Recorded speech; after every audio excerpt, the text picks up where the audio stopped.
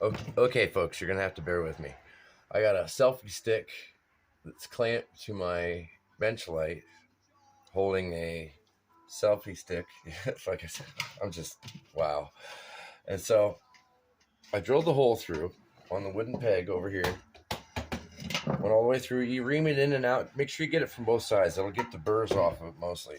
And I was lucky enough to pick just the right size to where the hole was very nice and snug. So I put the cap back on. Put the cap back on it. Let's see what we can do here. I put the cap back on it, but I left the set screw loose because you got to do that in order to get the wire to stay put. So when you're putting this together, you got to make sure that you hook these wires, bend them over because they got to go around this terminal. You got to get them around this screw terminal. That phone is just keep wobbling. So you kind of got to fish hook it in there. I got to loosen that up a little bit though. Try not to get it all the way out though. These screws are very, very short, and they're a real pain in the butt to get started back up sometimes. So you just hook it back through there, just like so, right?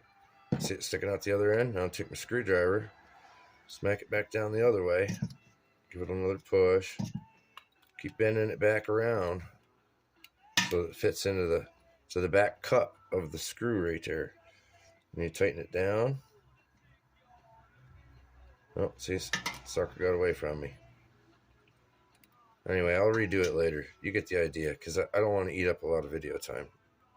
But see how I almost did that?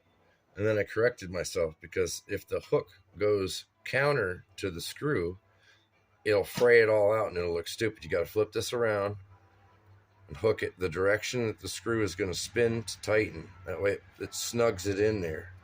Some of them even have this little tab on them right here, to keep the wire from moving while the screw's spinning. So that way you just tighten it down. That one went real good. So remember what I said about the screwdriver slipping? This is one of them moments. You got to tighten it real good, but you don't want that screwdriver to stab you right in the hand. Okay, that's good enough. That one right there, I'm going to fix here in a second. I'll put all this back together and show you. That way you can see. So you just ram it all back down in there, but you got to make sure you have the cardboard insert, because that's what keeps everything safe. Okay, and then you ram this back in there a little bit. See how that all fits together? Nice and snug like that. And then you'll tighten this set screw down to hold the wire in place. That way if you yank on this, it won't separate the terminals inside and make it go pah! He's not going to like that when it happens. Then I'm going to screw our bulb in there. Remember the bulb I picked? Now, because I told you that this bulb does tend to get hot, and I've been touching it a lot, I've got my oils for my fingers on there, and that can cause a little bit of heat buildup and make the glass pop. So I'm just going to give it a little wipe down, just to get rid of some of the human oils. Pull my cord back through the hole a little bit, just getting it shortened up, because I want the bulb to hang directly over the center. You know what I mean? Like a radiant sun. That way the heat radiates out in all directions, and it goes up and down because of how shiny the inside of the, you know what I mean? It's going to be like mirror on mirror action. So I'm going to take this and I'm going to tighten it down around the body of this switch. Well, the switch come apart on me. But that's okay. We're just mocking this up right now, just to show you how you do it. Because I'm going to go back and refinish all this stuff, of course. This ain't going to fly for me. So you bend that around. You make your legs.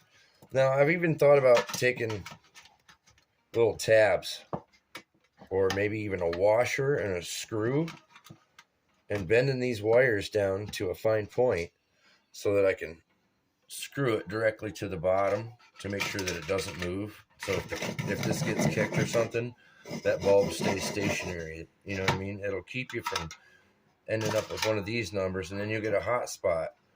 And that can, because of the paint that's on the outside of this, it can start to blister and stuff. Plus, you don't want a lot of heat in one area because it can scald your chickens.